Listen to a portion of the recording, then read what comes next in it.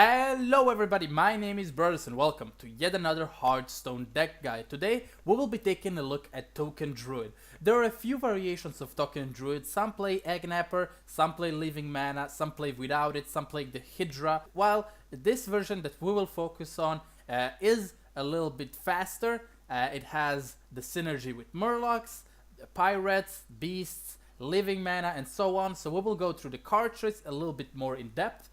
The mulligan in general, when you should go all in, the tactics, the matchups, all of that we will focus during this video. So let's jump right into it. Okay, so the first thing we're gonna go into is the card choice. We're gonna divide the whole deck into 4 segments. We have the Pirate package, the Murloc package, the Beast package, and the remainder of the spells, of the utility spells, the finishers, some extra token minions. So, as I mentioned, the first thing we're gonna go to the Pirate package. Here we just have double Bloodsail Corsair and Patches the Pirate. Obviously Bloodsail Corsair still does have a lot of value in some matchups. It can obviously kill the true silver champion since Paladin is very played lately. It can kill an Eagle Horn bow and a Fairy Warg. Also Jade Claws in some of those mid-rangey Jade Shamans that also play the elementals. This is the whole idea behind the Bloodsail Corsair. It's not just to destroy a weapon, but also to pull out the patches. Patches is just insane value. Sometimes it's just 3 damage. If you have a Savage Roar also, it's just 3 damage for 4 mana if you need some kind of finisher and you still didn't draw him. If you did draw him, you will have that charge minion that can potentially serve as a finisher. Then the second package is the Finja package, the Murloc package. We have Finja the Flying Star with double Murloc War Leader and double Bluegear Warrior. More chargers, the Murloc synergy is really strong. Finja, one of the strongest minion and something you also keep very often in your starting hand. It's very important against control matchups since Finja can give you so much advantage, give you a big board that your opponent just cannot remove. The third package is the Beast package. Here we have double Enchanted Raven, Golakka Crawler, Rave's Runt, Power of the Wild if you go for the Panther, and the Mark of Vaisharaj. The Mark of Vaisharaj is really strong here because it obviously gives you card draw. It is actually the only card other than Finja that can give you card draw. Finja doesn't give you card draw, it gives you units on the board, which is actually better, but you can cycle this very fast. A good combo is Enchanted Raven on turn 1 into Mark of Vaisharaj on turn 2. You get a card draw, you have a 4/4 minion on the board early on, so it's a really powerful combo by itself. Golakka Crawler, good against those pirates, and Rave's Runt, a good 2/5 minion for 2 mana, a 3/3 minion for 2 mana, a Haunted Creeper with +1 attack. It's a very good minion overall. As for the remainder of the cards, have the double Firefly, a very good token card, gives you another unit, creates something on the board, which is not it doesn't have 1 health, so it's a little bit harder to remove.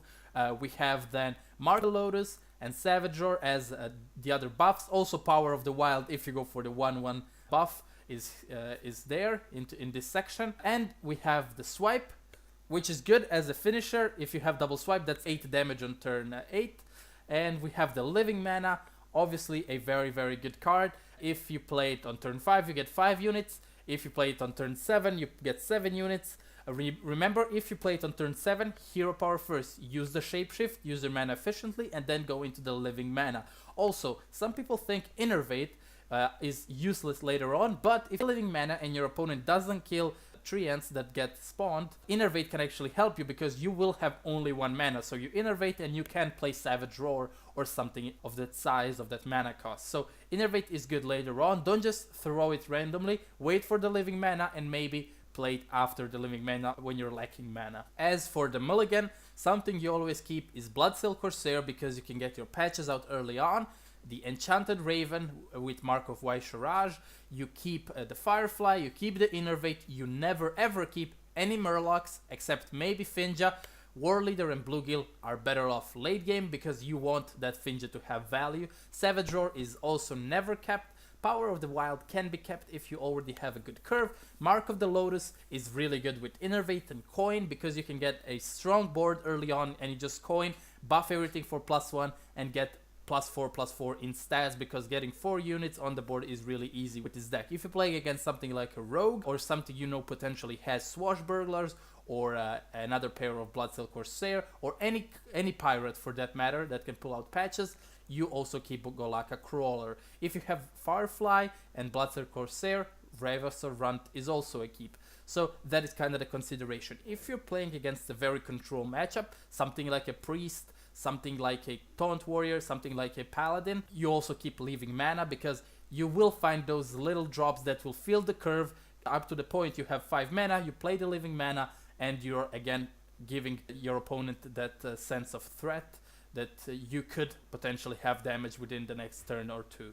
In the end, I just want to say this deck does have a lot of potential. It can win against basically everything if it has a real good start and your opponent just lacks some kind of removal like Brawl, like Dragonfire Potion or Lightning Storm. But in case you run out of steam, you will really be in a bad position. So remember to do value trades, but do not trade always. If you can push for face, go for it. If you think you can go and build a lethal within a few turns, you need to be a little bit more aggressive, because once you lose the board and your opponent develops a little bit of a stronger board, you will have a real hard time regaining advantage. Something you could consider adding to the deck are Egg Nappers, because they do spawn 2 more units after he dies. Also, another consideration can be Genzo the Shark, since he can draw you cards later on, which will be the biggest problem of this deck. You will just be handless, and you will have to live off the top deck, and just one card in this deck by itself cannot win you the match. This is all for this time. Token Druid,